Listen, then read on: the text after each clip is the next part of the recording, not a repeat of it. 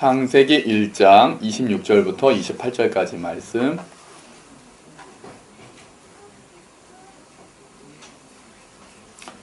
다 찾으셨죠? 자, 우리 한번 다 같이 읽어보도록 하겠습니다. 시작. 하나님이 이르시되 우리의 형상을 따라 우리의 모양대로 우리가 사람을 만들고 그들로 바다의 물고기와 하늘의 새와 가축과 온 땅과 땅에 기는 모든 것을 다스리게 하자 하시고, 하나님이 자기 형상 곧 하나님의 형상대로 사람을 창조하시되 남자와 여자를 창조하시고, 하나님이 그들에게 복을 주시며 하나님이 그들에게 이르시되 생육하고 번성하여 땅에 충만하라. 땅을 정복하라. 바다의 물고기와 하늘의 새와 땅에 움직이는 모든 생물을 다스리라 하시니라. 아멘. 할렐루야. 아까 찬양 좋지 않았습니까? 네, 우리가 앞부분이 너무 우리의 현실을 보여주잖아요. 우린 연약하고 하루하루를 힘겨워하고 흔들리고 넘어지고, 하지만 주께서 완전하시기 때문에 그 길을 따라가겠다는 소망이어서 하나님께서 우리를 완전히 이루실 것입니다. 아멘. 아멘. 그건 하나님의 약속이니까요. 연약하지만 강하게 하실 것이고 부족하지만 충만하게 하실 것입니다. 이번 주에 가장 이슈가 됐었고 은근히 기분 나쁜 일이 있었죠. 저뿐이 아니라 우리 전 인류가 기분이 나쁜 일이 있었습니다. 그죠? 그래서 제가 이게 어떤 하는지 모르겠네. 넘겨줄래? 네, 이 사건이죠. 지금도 두고 있습니다. 지금 오늘. 그리고 지금 거의 졌다는 소식을 들었습니다. 그러면 이제 처음에 뭐 5대0 아직 20년 뒤면 모를까 이길 수 없을 것이다. 알파고. 그것도 혹시 아시나요? 그 중3 엄마들이 알파고 어디에 있는 학교냐고 난리 났다는 얘기 들으셨습니까? 너무 막 똑똑한 학교라고 알파고가 이겼다 그러니까 참 뭐든지 다 그렇게 바뀌어요. 그죠? 그래서 오늘도 질 것 같고 이제 과연 1승이라도 할 수 있을까에 대해서 이제 점점 더 쉽지가 않겠구나. 그러니까 이 사건을 보니까 좀 기분이 좀 안 씁쓸하셨나요? 좀 씁쓸했습니다. 이제 인공지능이 인간을 넘어서는구나. 그러니까 이게 문제가 뭐였냐면, 당연히 이미 6천은 당연히 기계가 넘었죠. 그리고 이 부분은 바둑의 경우는 암기가 아니기 때문에 우리가 그랬습니다. 이거는 직관이었거든요. 그러면서 뭐라고 생각했었냐면, 그래도 기계는 인간의 감을 따라오지 못할 것이다. 감. 이렇게 될 것 같은데라는 감, 직관. 이거는 기계가 따라오려면 따라올 수 없을 것이다. 암기가 아니니까. 그런데 그걸 이긴 거예요. 그러니까 이세돌이라는 또 이 세상 또 최고의 바둑 고수 중에 한 명이죠. 이 사람의 감을 딱 이렇게 하면은 여기다 두면, 우리 그런 거 있잖아요. 감. 왠지 이러면 될 것 같은데 라고 했을 때 딱 되는 거. 이게 기억해서가 아닌데. 근데 그거를 이 컴퓨터는 다 계산을 해가지고 여기에 했을 때 이루어질 모든 경우의 수와 이런 거를 다 해가지고 그거를 계산을 해서 감을 이겼다는 거거든요. 그러니까 이제 우리의 직관이나 감도 기계한테 이제 못 당할 수 있겠다. 이런 고민이 된다는 거죠. 혹시 이 사람 아십니까? 한번 넘겨줄래요? 이 사람 누군지 아시나요? 모르실 거예요. 이춘덕이란 분이, 이춘덕. 이분이 1981년도 계산기와 대결에서 이겼던 분이에요. 일본에서 열린 전 세계 계산 기능 경진대회에 나가서 한국 대표로 나가서, 그러니까 전자계산기를 들고 온 사람들과 모든 사람을 다 이기고 수백억짜리를 눈으로 그냥 몇 초 만에. 그래서 3연속인가 우승해서 기네스북에 올라가고, 일본에서 이 사람을 이제 스카우트 하려고 막 하도 와가지고 선생님들이 보호하고 그랬다 그래요. 그러니까 그게 81년이니까 그러니까 35년 전이죠. 35년 만에 인간이 완전히 지게 된 겁니다. 꺼주고. 자, 여러분, 그러다 보니까 제가 인간은 그러면은 이제 이런 생각을 이제 일주일 동안 하게 됐죠. 인간의 직관을 넘었다. 그러면 기계가 어디까지 발전할까? 그런 얘기 하잖아요. 이제 우리 아이들은 직업이 상당히 많이 없어질 것이다.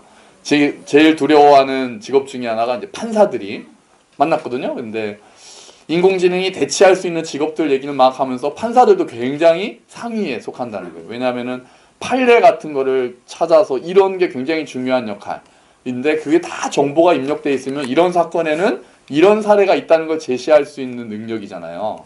그럼 저는 또 과연 목사도 대치가 될 것인가? 여러분 갑자기 어느 날 제가 안 오고 인공지능 로봇가 와서 오늘부터 제가 설교합니다 그러면은 그렇게 될 수가 있을까요? 저보다 훨씬 더 성경도 뭐가 어디에 몇 절이 있다는 거 다 기억할 것이고 거기에 관한 모든 지금 2000년 동안 있었던 신학자들의 해석이 다 들어가 있을 거예요. 그 로봇한테는. 그리고 그거를 요렇게 조합해가지고 어떤 예화를 써야 될지도 다 들어가 있을 거예요. 제가 지겠는데요. 제가 지겠어요. 이런 생각을 이제 막 하다 보니 인간의 존엄성은 어디서 찾을 수 있을까? 그러니까 기계와 다른 인간의 존엄성, 어디에서 인간의 특질을 찾을 수 있을까에 대해서 고민을 하게 된 거예요. 그래서 우리가 다시 돌아갔습니다. 여러분, 제가 전에 저성과자에 대한 이야기를 하면서 사람이 존귀한 이유는 어떤 성과를 내거나 그런 경제적 가치 때문이 아니라 우리가 무엇을 따라 지으심을 받았기 때문이다? 하나님의 형상. 그게 라틴어로 뭐였는지 기억하십니까? 이마고 데이였습니다. 이마고 데이. 예, 그게 이미지 오브 갓이거든요. 이마고 데이였어요. 자, 그래서 잠깐만요.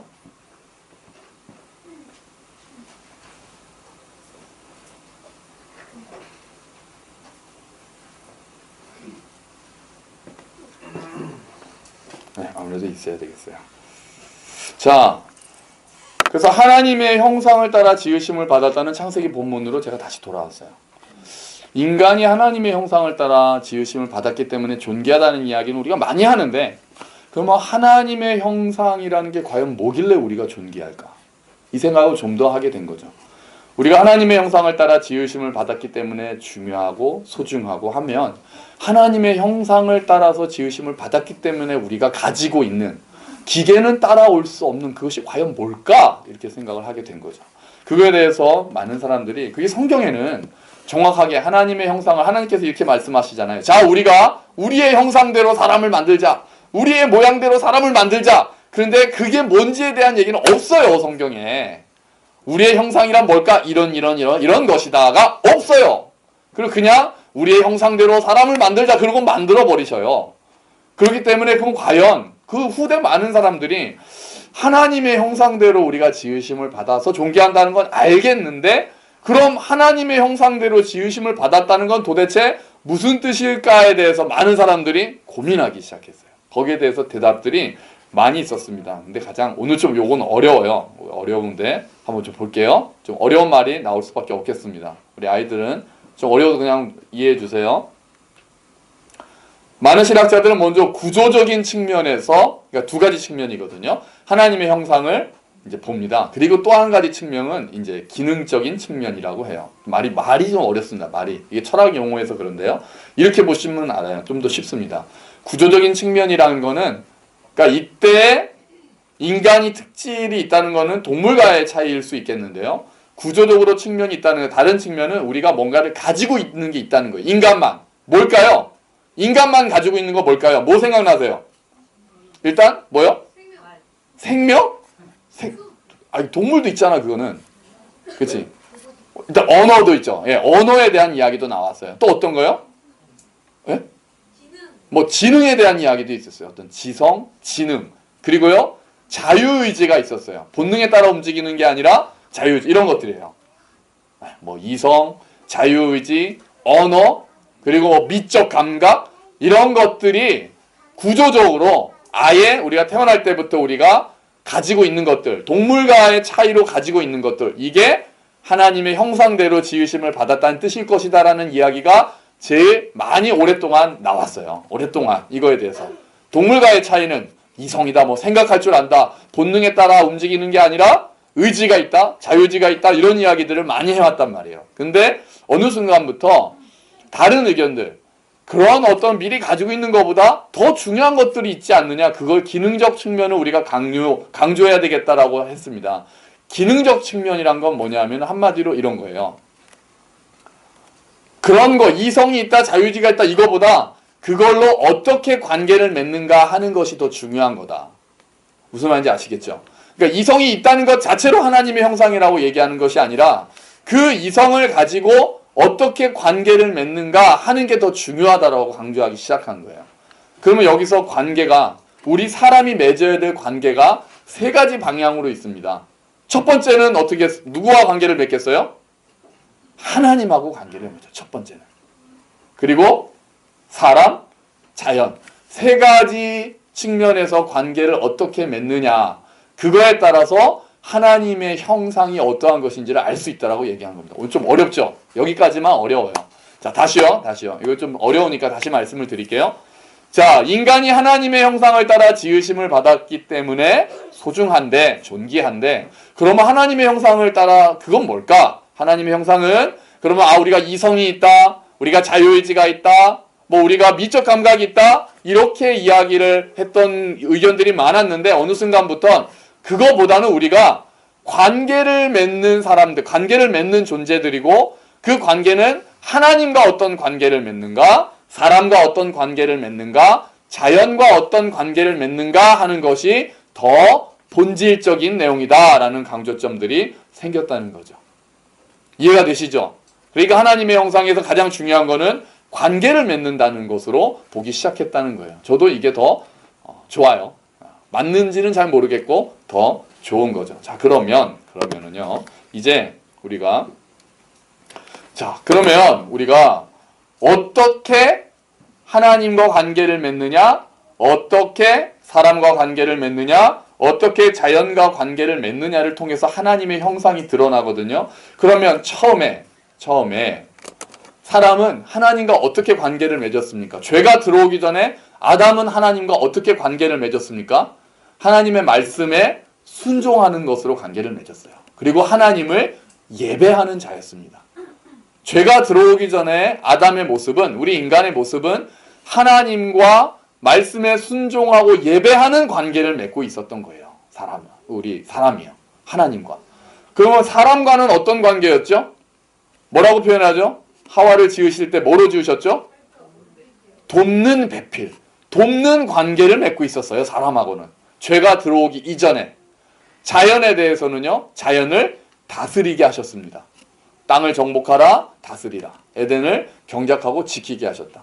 다시요. 하나님과는 순종하고 예배하는 관계, 사람들과는 돕는 관계, 사랑하고 돕는 관계, 자연은 다스리고 돌보는 관계를 하나님께서 명령하셨고 그렇게 만드셨어요. 그래서 그렇게 잘하면 뭐가 드러난다는 거예요? 하나님의 형상이 드러난다는 거예요. 그게 하나님의 형상의 내용이라는 거죠. 우리가 뭐를 갖고 있다, 자유의지를 갖고 있다 이거 자체보다 그걸 통해서 하나님과 어떤 관계를 맺고 사람들과 어떤 관계를 맺고 자연과 어떤 관계를 맺는가 하는 것이 더 본질적인 내용이다라고 이야기를 한다는 거죠. 그런데 이 땅에 죄가 들어왔습니다. 죄가 들어와서 우리가 그 관계들이 깨지기 시작합니다. 이제 하나님께서 아담아 찾으실 때 어떻게 했습니까? 아담이 숨었습니다. 예배하고 순종하던 아담이 이제 하나님을 피해서 숨어 다닙니다. 죄를 짓고 나면. 우리 아이들이 잘못하면 엄마 눈을 슬금슬금 피해서 도망 다니듯이 아담이 선악과를 따먹고 나서 하나님과의 관계에 있어서는 슬금슬금 숨었습니다. 그리고요, 아담은 하와에 대해서 뭐라고 얘기했습니까? 자기 책임을 전가합니다. 원망합니다.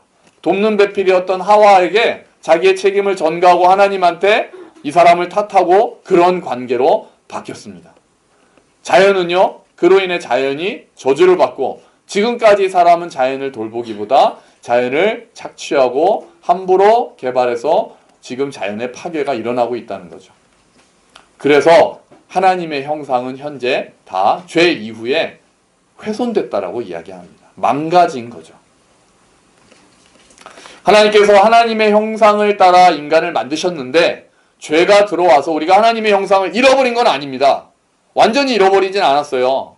우리는 아직도 이성이 있고 아직도 미적 감각이 있고 자유의지가 있고 다 있다고요. 근데 그 형상이 어떻게 됐다고요? 망가졌다. 그렇기 때문에 하나님과의 관계도 삐딱해지고 사람과의 관계도 삐딱해지고 자연과의 관계도 삐딱해져서 온 세상이 지금 망가져 있다 이렇게 보는 거예요. 그게 죄의 결과고, 그래서 하나님의 형상이 현재 비틀려져 있는 것입니다. 그런데 온전한 하나님의 형상이 나타났습니다. 그게 누구십니까? 예수 그리스도이십니다. 오늘 주보에 한번 보시죠. 주보에 골로새서 1장 15절 말씀이 있습니다. 한번 같이 읽어볼까요? 시작. 그는 보이지 아니하는 하나님의 형상이시요 모든 피조물보다 먼저 나신 이시니 아멘. 보이지 아니하는 하나님의 형상이시다. 그가 누구겠어요? 예수님이거든요. 그러니까 예수님은 하나님의 형상이라는 거예요. 그래서 하나님의 형상이라고 그러면 이렇게 형상을 이렇게 표현합니다. 예를 들면 초상화 같은 거예요. 또는 동상 같은 거예요. 초상화를 보면 그 사람이 어떻게 생겼는지 우리가 좀 알 수 있잖아요. 그런 것처럼 예수님이 하나님의 형상이라고 할 때는 이제 예수님을 보면 하나님의 형상이 원래 어땠는지 알 수 있는 거예요. 여러분 다시요. 자, 하나님께서 인간을 하나님의 형상대로 만드셨다고 하면 인간을 보면 누구로 알 수 있는 거예요? 하나님은 원래 알 수 있는 거예요. 인간을 그렇게 만드셨기 때문에. 근데 그게 지금 어떻게 됐다고요? 망가져 있어요. 그러니까 이제 사람을 봐도 하나님이 어떠한 분인지를 알 수 없는 세상이 된 거죠. 사람을 봐도. 이게 너무 망가져 있으니까. 그런데 온전히 하나님을 보여줄 수 있는 분이 짠 나타나신 게 예수님이세요.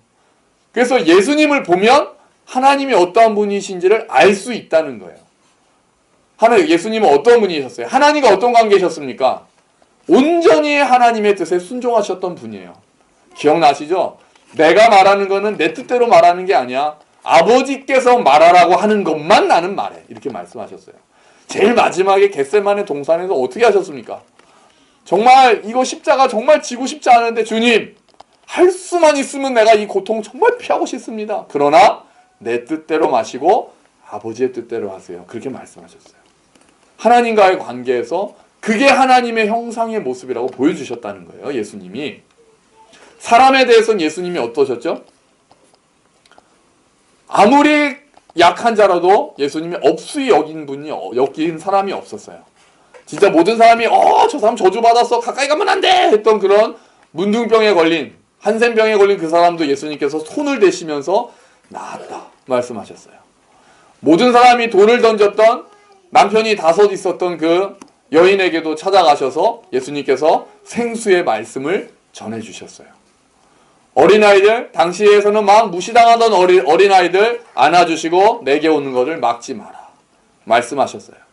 돈 많은 부자가 한 헌금보다 과부가 정말 부끄러운 마음으로 드린 동전 2립을 정말 저 과부가 더 많이 하나님을 사랑했다라고 그 편을 들어주셨어요. 예수님은 그렇게 원래 하나님의 형상대로 빚음을 받으면 사람과 사람은 이런 관계를 맺어야 된다는 것을 예수님이 삶으로 보여주셨다는 거예요. 자연에 대해서는 어땠습니까? 예수님은 모든 기적들, 떡 5개, 물고기 2마리로 기적을 베푸셨어요. 풍랑을 그냥 잠잠케 하셨어요.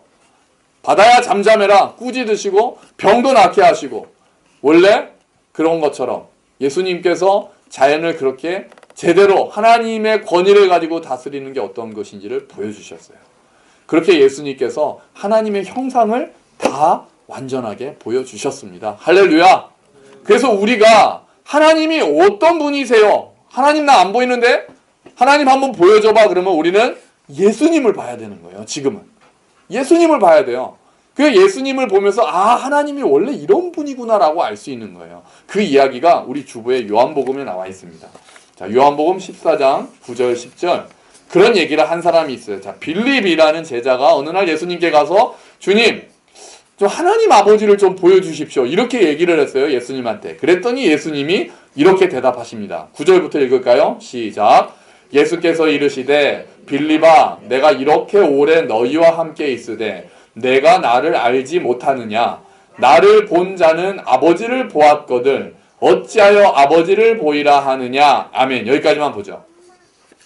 빌립이라는 제자가 와서 예수님이 하나님 아들이시라고 했는데 그러면 하나님을 좀 아버지를 보여주시죠? 그랬더니 예수님이 하신 말씀이 야 네가 나랑 3년을 같이 있었는데 나를 지금까지 봤는데 왜 아버지를 또 보여달라고 그러지?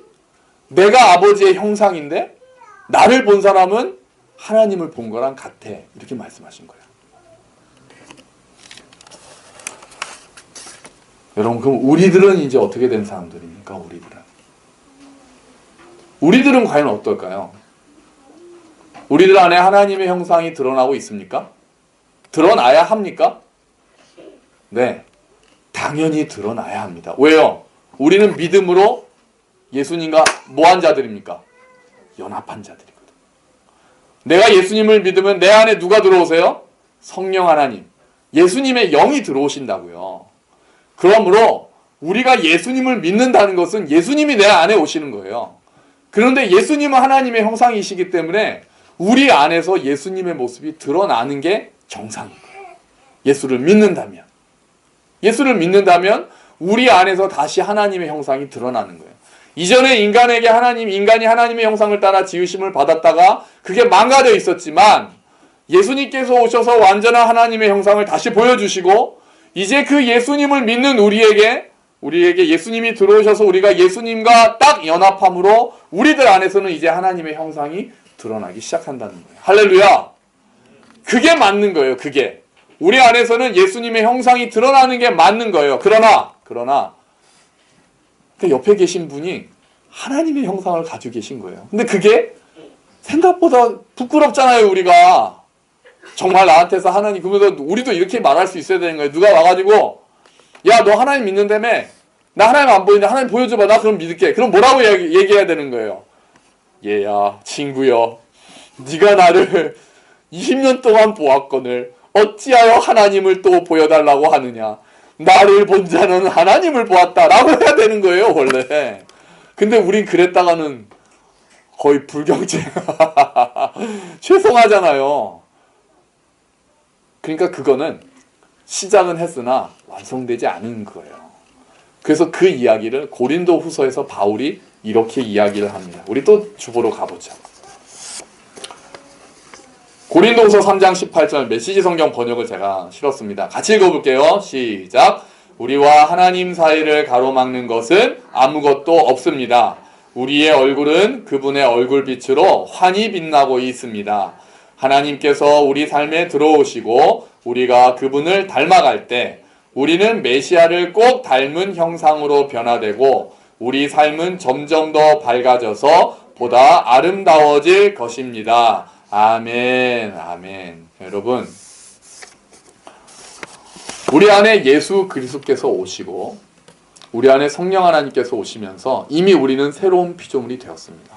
하지만 우리에게 망가져 있는, 너무 오랫동안 망가져 있었던 그 하나님의 형상은 이제 하나님께서 회복시키시기 시작하는 거예요. 우리가 점점 더 주의 영광으로 변해가는 거예요. 그 일을 성령 하나님께서 직접 하시는 거예요. 하나님의 말씀을 통해서 우리를 깎아나가시면서 우리 안에 사실은 숨겨져 있었던 하나님의 형상, 우리의 많은 죄와 우리의 고집으로 더덕더덕 덮여 있어서 보이지 않았던 하나님의 형상을 하나님께서 드러내시는 거예요. 그게 하나님의 말씀이 하는 역할이고 그게 하나님의 성령 하나님께서 하시는 역할입니다. 진리의 말씀으로 우리를 빚어가시는 거예요. 깎아가시는 거예요. 주님을 다시 만나는 그날, 완성되는 그날까지 우리를 날마다 하나님을 더욱더 닮는 모습으로 점점 더 빚어가시는 분이 하나님이신 겁니다. 할렐루야. 이게 놀라운 진리입니다, 여러분. 우리의 힘으로 할 수 있는 게 아니라 하나님께서 그렇게 약속하셨어요. 네가 지금 연약하지만, 네가 지금 부족하지만, 네가 지금 또 넘어지지만, 하루하루를 힘겨워하지만 내가 너를 빚어간다는 거예요. 내가 너를 깎아나간다는 거예요. 그리고 언젠가 그날, 완성된 그날까지 나는 날마다 깎아나가겠다라고 약속하시는 거예요. 우리가 서로를 볼 때는, 우리가 거울을 볼 때는 여기서 과연 하나님의 형상이 드러날까 잘 모를 때가 있고 궁금할 때가 있고 안 믿겨질 때가 있지만 우리는 나를 믿는 게 아니라 말씀을 믿습니다. 주님! 이렇게 부족한 저도, 이렇게 죄 많은 저도, 이렇게 연약한 저도 정말 주님을 닮을 수 있습니까? 하나님이 그렇게 하시겠다고 하셨는데 정말 주님 그렇게 하실 수 있습니까? 내가 이렇게 고집스럽고 내가 이렇게 자꾸 넘어지고 하나님의 말씀에 순종도 제대로 못하는 나를 하나님 정말 그렇게 빚어가시겠다라고 저에게 약속하십니까?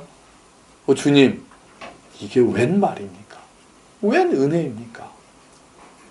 아버지 앞에 우린 그렇게 무릎 꿇을 수 있는 거예요. 여러분, 그러면 하나님의 형상을 우리가 관계라고 표현했어요. 하나님과의 관계, 사람과의 관계, 자연과의 관계 나눠서 표현했잖아요. 그리고 예수님이 그 망가졌던 관계를 다 회복시키셨다고 했잖아요. 그러면 우리가 조금 더 나가서 우리가 그러면 예수님의 회복하셨던 모든 것, 예수님의 삶, 예수님의 인격을 단 한마디로 우리가 정의한다면 우리는 뭐라고 대답하겠습니까? 예수님을 단 한마디로 표현하려면 여러분 뭐라고 표현하시겠습니까? 예수님은 사랑이신 거예요. 그러므로 여러분, 하나님의 형상대로 지으심을 받았다는 것은 사랑하는 존재가 되었다는 것입니다. 지성이 뛰어나고 예술적 감각이 있고 이런 것도 하나님의 형상의 일부일 수 있겠으나 정말 우리가 하나님의 형상대로 인간이 지으심을 받았다는 것은 하나님을 사랑하고 인간을 사랑하는 존재가 되었다는 것이 하나님의 형상의 본질입니다. 우리 아이들도 여러분 관계적 이런 거 다 잊어도 좋아요. 하나님의 형상대로 지으심을 받아서 우리가 존귀하다면 그 하나님의 형상, 우리가 회복해야 될 하나님의 형상, 우리 안에서 빚어가시는 그 하나님의 형상이 뭐냐라고 단 한마디로 정리하라 그러면 우리는 사랑이다라고 얘기하는 거예요. 그럼 바꿔 말하면 우리는 예수를 믿는 순간부터 우리가 예수님을 만나는 그날까지 점점 더 어떤 사람이 돼야 되는 것이냐? 사랑하는 사람이 돼야 되는 거예요. 하나님을 점점 더 사랑하는 사람이 돼야 되는 거예요. 내 옆에 있는 사람을 점점 더 사랑하는 사람이 되어야 되는 거예요. 하나님이 우리 안에서 이루어 가시려고 하신 게 그거였어요. 내가 너를 점점 더 사랑하는 자로 빚어가겠다. 어제보다 더 용서할 수 있고 작년에 미워했던 사람을 이제는 용서해지고 작년에 하나님을 사랑했던 것보다 올해 더 많이 사랑하게 되고 그렇게 빚어가겠다라고 약속하신 거죠. 여러분, 우리 안에서 그 사랑이 빚어가고 있습니까? 우리가 점점 더 많이 사랑합니까? 더 똑똑해지지는 않고 더 튼튼해지지는 않지만 우리가 함께 걷는 교회에서 함께 예배를 드리면서 우리가 아침 묵상을 하면서 우리가 더 사랑하는 자로 바뀌어가고 있습니까? 연약한 자를 더 긍휼히 여깁니까? 힘들어하는 자에게 더 불쌍한 마음이 듭니까? 더 위로하고자 합니까? 보이지 않는 하나님에 대해서 그 하나님께 사랑한다는 고백이 점점 더 늘어갑니까? 우리의 자녀들뿐 아니라 우리 교회 식구들뿐 아니라 우리 주변의 사람들을 점점 더 용서하는 마음이 듭니까? 나에게 잘 못하는 사람, 전에는 정말 꼴도 보기 싫었던 그 사람, 이제는 조금 나아지는 마음으로 용서하겠다라는 마음이 조금은 듭니까? 여러분, 그렇다면 하나님의 말씀이 우리 안에서 작용하고 있는 겁니다. 근데 그렇지 않고 교회를 더 오래 다녔는데 마음이 더 좁아지고 전에는 안 거슬렸던 게 더 거슬려지고 점점 더 까다로워지고 점점 더 나만 옳다는 생각을 한다면 그 자는 아직 하나님의 형상이 제대로 드러나고 있는 것이 아닌 것입니다. 하나님의 형상은 사랑이기 때문에 우리가 다른 것과 다른 그 지점, 우리가 존귀하게 된다라는 하나님의 형상이기 때문에 우리가 존귀하다라고 할 때 그 핵심은 우리가 사랑하는 자들이라는 것이기 때문에 우리가 점점 더 지나갈수록 하나님을 알면 알수록 예수님의 말씀을 묵상하면 묵상할수록 우리는 사랑이 점점 더 커지는 자들이 되어야만 하는 것입니다. 여러분,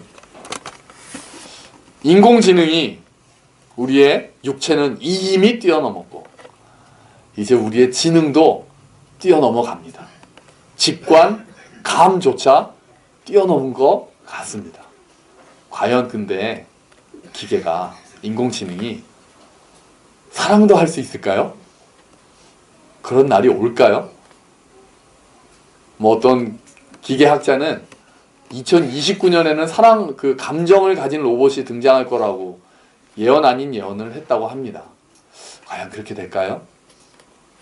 잘 모르겠습니다. 그때는 뭐 그거는 사랑이 아니라 그냥 반응을 학습한 거일 수는 있겠죠. 잘 모르겠어요. 어떤 형태로 나타날지는 잘 모르겠습니다. 하지만 적어도 우리들이 서로 사랑하면, 우리들이 하나님을 더욱더 사랑하면 그것만으로 우리 안에 있는 하나님의 형상이 회복되고 있음을, 그리고 우리가 점점 더 주님을 닮아가고 있다고 우리는 이야기할 수 있는 것입니다. 여기에 계신 모든 성도님들, 우리 안에 이미 하나님의 형상이 시작되었습니다. 아멘. 아멘. 왜냐하면 내가 잘해서가 아니라 완전한 하나님의 형상이신 예수님과 우리가 믿음으로 연합했기 때문에 이미 우리의 영 안에서는 하나님의 형상이 이미 새롭게 태어났습니다. 그리고 이제 점점 더 하나님의 형상으로 빚어져 가는 겁니다. 점점 더 용서하게 되고, 점점 더 온유하게 되고, 점점 더 화평하게 되고, 점점 더 사랑하게 되면서 우리는 주님을 닮아가는 것입니다. 그게 하나님의 형상입니다. 우리 안에 그 하나님의 형상이, 그 사랑으로 드러나는 하나님의 형상이 충만히 드러나기를, 우리가 점점 더 멋지게 빚어지기를 주의 이름으로 축원합니다. 아멘. 우리 같이 기도합시다. 하나님, 우리가 하나님의 형상으로 지으심을 받았기 때문에 존귀한 자라고 했습니다. 주님, 그 하나님의 형상이 어떠한 것인지 오늘 다시 생각해 봅니다. 예수님이 하나님의 형상이셨고 이제 우리가 하나님의 형상으로 빚어져 갑니다. 우리 안에 그 사랑이, 하나님의 형상의 특질인 사랑이 더 빚어져 가도록 주여 도와주시옵소서. 나를 다스려 주시옵소서. 우리 함께 기도하겠습니다. 하나님 아버지 감사합니다. 주님, 우리가 하나님의 형상이 우리 안에 회복되고 하나님과의 관계가, 또 사람과의 관계가, 또 자연과의 관계가 바로 회복되기를 원합니다. 하나님의 형상대로 지으심을 받았다는 것이 뭐 이성을 가지거나 자유의지를 가지거나 미적 감각을 가지거나 그런 것들도 중요하겠지만 무엇보다도 예수님이 보여주신 하나님은 사랑이시므로 우리 안에 그 사랑의 삶이 회복되기를 원합니다. 우리의 자유를 또 사랑 때문에 절제할 수도 있고, 내가 좋아하는 것보다 하나님께서 나를 사랑하셔서 사랑에 비친 마음으로 우리가 하나님 앞에 순종할 때 우리 안에 그 하나님의 형상이 드러날 줄 믿습니다. 주님, 은혜를 베풀어 주시고 우리가 날마다 빚어지며 날마다 깎여나가며 하나님의 형상으로 닮아가는 우리가 될 수 있도록 주여 도와주시옵소서. 감사합니다. 하나님 아버지, 우리가 하나님의 형상으로 지으심을 받았다는 이야기를 많이 들었고, 오늘은 과연 그 하나님의 형상으로 지으심을 받은 것이 무엇인지 다시 생각해 봅니다. 정말 하나님께서는 우리를 보기 좋게 만드셨는데 우리의 죄로 인해서 그 하나님의 형상이 많이 망가져 있었습니다. 하지만 예수 그리스도께서 그 하나님의 형상을 다시 보여주셨고, 이제 우리가 믿음으로 그 예수님과 연합하여 하나님의 형상을 회복해 갑니다. 주님, 그러고 보니 하나님의 형상은 사랑이었습니다. 주님, 우리가 더 사랑하는 자들이 되기를 간절히 원합니다. 예배를 드릴수록, 말씀을 묵상할수록, 성경 1독, 2독, 3독 늘어갈수록 우리의 지식이 늘어나는 것이 아니라 우리의 사랑이, 우리의 덕이 더 많이 늘어나서 하나님의 형상을 드러내는 자들이 되기를 원합니다. 주님께서 은혜를 베풀어 주셔서 우리 안에 이루어 가시는 그 사랑의 형상, 우리가 더욱더 순종하고 기뻐하면서 그 주님을 닮아갈 수 있도록 주여 은혜를 베풀어 주시옵소서. 감사합니다. 주님이 모든 말씀 예수 그리스도의 이름으로 기도합니다. 아멘. 감사합니다. 우리 다 같이 일어나셔서